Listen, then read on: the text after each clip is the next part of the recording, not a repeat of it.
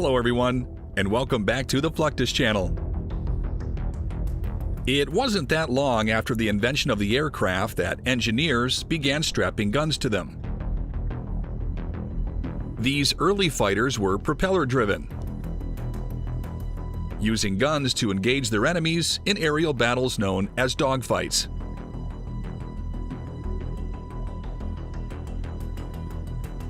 When the first jet aircraft was introduced in World War II, dogfighting didn't go away. It just got faster.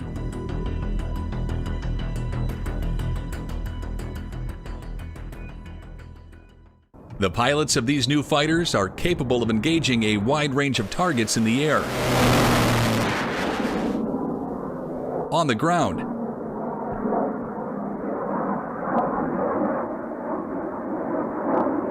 and sometimes dozens of miles away. Pilots behind the wheel of these highly advanced aircraft also have more weapon options than ever before. Though they still carry guns, many also come armed with missiles, rockets, and bombs.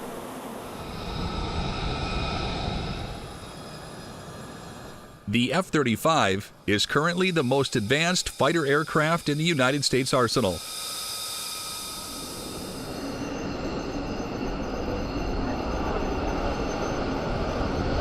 Introduced into service in July of 2015, the multi-role stealth fighter features a number of advanced systems, including an incredible array of weaponry. Among these is a GAU-22A 4-barrel rotary cannon. This 25mm gun can be hydraulically or electrically powered, enabling the F-35 to fire upward of 3,000 rounds per minute.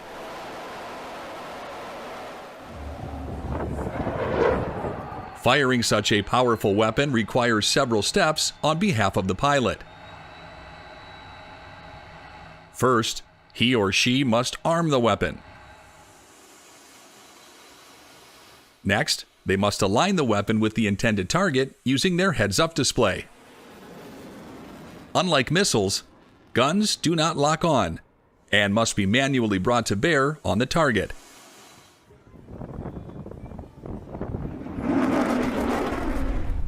Finally, pilots should let their compatriots know that they are firing their weapon by calling guns several times into their comm system.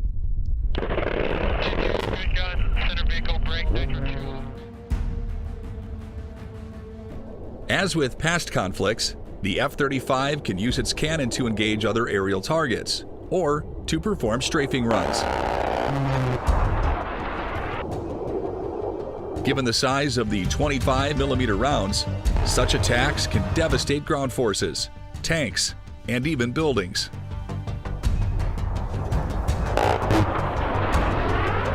Since its introduction, the F-35 has become a staple at air shows and military demonstrations, where onlookers can see the advanced fighter in all its glory. But despite all of the technology that has gone into the Lightning, it has some competition from an older, more tested aircraft.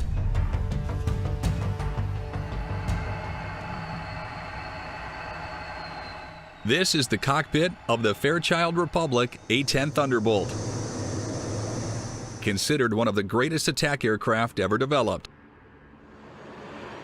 First introduced in 1977, this slow-moving 53-foot-long jet boasts one of the most impressive armaments in air combat. Perhaps the most notable of the A-10's weapons is the 30mm GAU-8A Avenger rotary cannon, positioned directly underneath the nose. The rounds fired by this cannon are 50% larger than those fired by the F-35.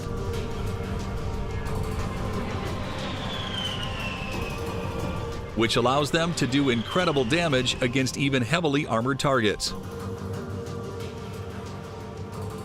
In fact, the A-10 was primarily designed to provide support to ground troops.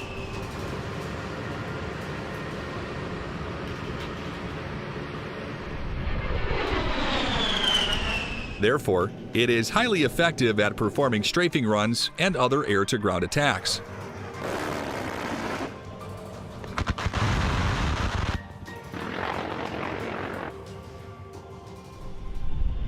Like other modern aircraft, the A-10 is also armed with a variety of missiles and rockets. In fact, the plane boasts a total of 11 hardpoints for mounting various weapons.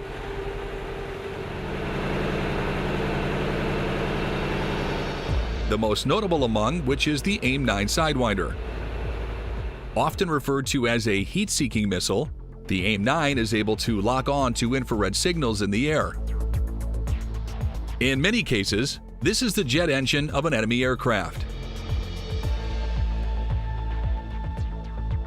Once fired, the 10-foot missile will travel towards its target at speeds exceeding Mach 2.5. There is a certain protocol for firing missiles from an aircraft. In order to avoid potentially friendly fire and to communicate current battle conditions with their squadron, U.S. pilots call out Fox 2 when firing an infrared missile like the AIM-9. Fox 3 is used when firing a radar-guided missile like the AIM-120 or AMRAAM. Here they go. There goes one. For nearly 50 years, air forces around the world have flown the General Dynamics F-16 Fighting Falcon. Though smaller than many other fighter aircraft, this single-engine jet is heavily armed and capable of reaching speeds of Mach 2 and more.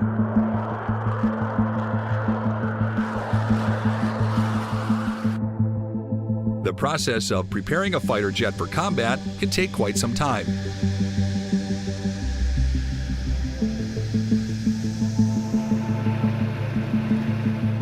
Depending on the mission, a variety of different missiles, rockets, and bombs need to be installed onto hardpoints under the fuselage, on the wings, and on the wingtips.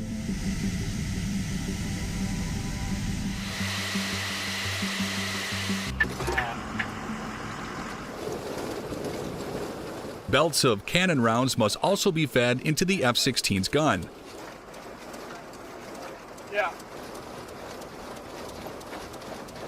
A process that needs to be accomplished manually by using a hand crank.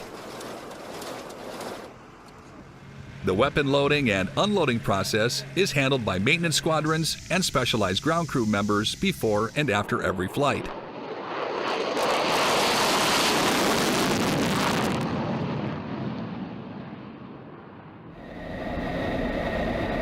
Along with other fighter jets, F-16s often take part in what is known as Weapon Systems Evaluation Programs, or WSEPs. These are formal evaluations of a squadron's ability to load and fire missiles successfully.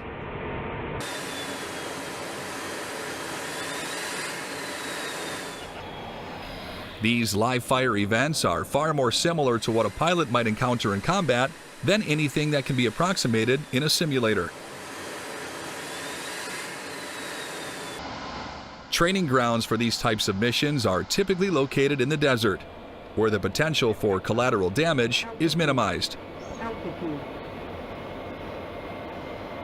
Here, pilots are free to drop bombs, shoot missiles, fire guns, and practice with all manner of ordnance.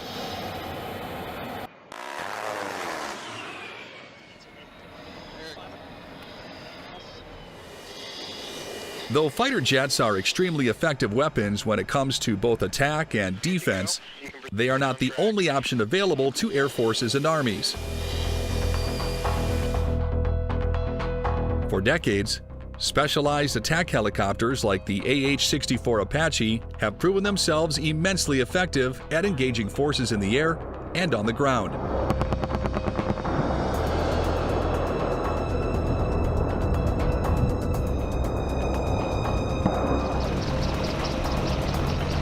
Thanks to their ability to hover, move vertically, and land more or less anywhere, Apaches are essentially mobile weapons platforms.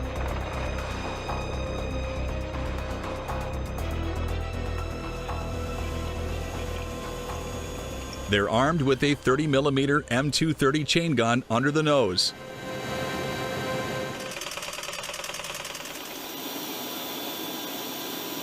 And 4 hardpoints for missiles, rockets, and other projectile weapons.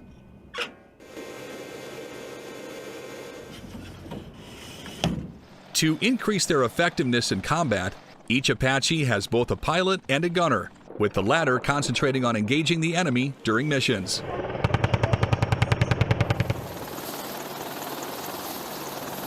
As with fighter jets, attack helicopter crews are frequently tasked with conducting live fire exercises to perfect their combat tactics and abilities. These sorts of exercises take place at special aerial gunnery ranges. These are located in remote areas all around the world.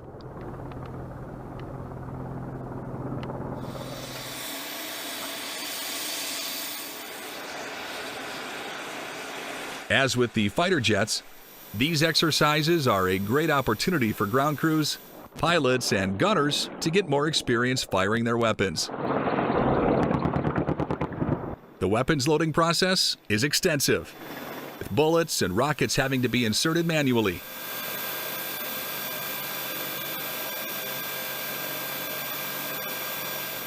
Once in the air, the heavily armed Apache will approach the range and begin engaging targets as directed by commanders on the ground.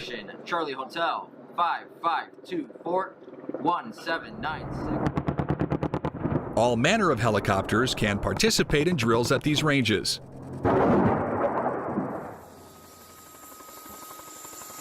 Including those intended for transports, rescue missions, and firefighting.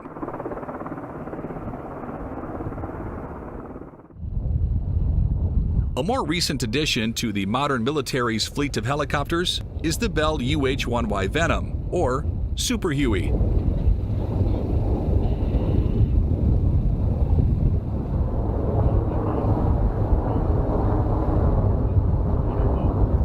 This versatile utility copter is not always armed, but has external stations for rockets and pintle mounts for heavy machine and Gatling guns. These allow Venom helicopters to participate in what's known as close air support. This is where the helicopters hover above a battlefield and use their weapons to attack enemy positions on the ground.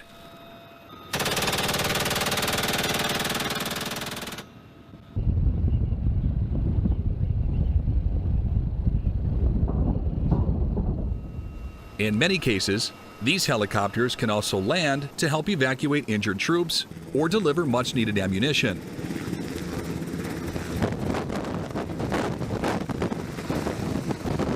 The Gatling guns have an extremely high rate of fire, which allows the Venom to put hundreds of .50 caliber bullets onto a target in very little time.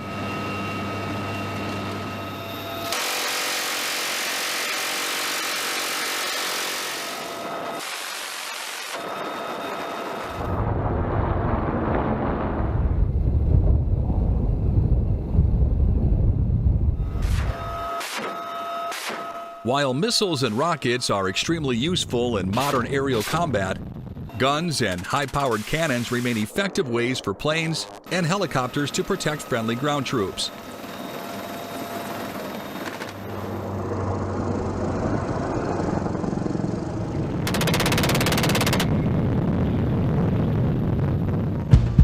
The explosive ordnance is simply too hazardous to use in close combat situations.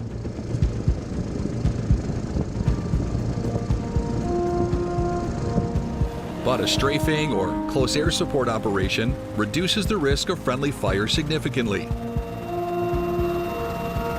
Whatever the operation, communication remains the most important thing in a combat situation.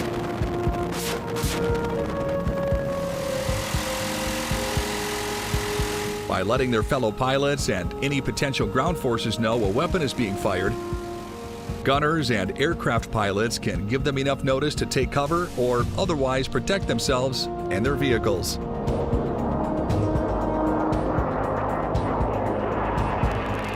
That's the end of this video. I hope you enjoyed it. Make sure to subscribe to this channel so you don't miss any of our new content. See you next time.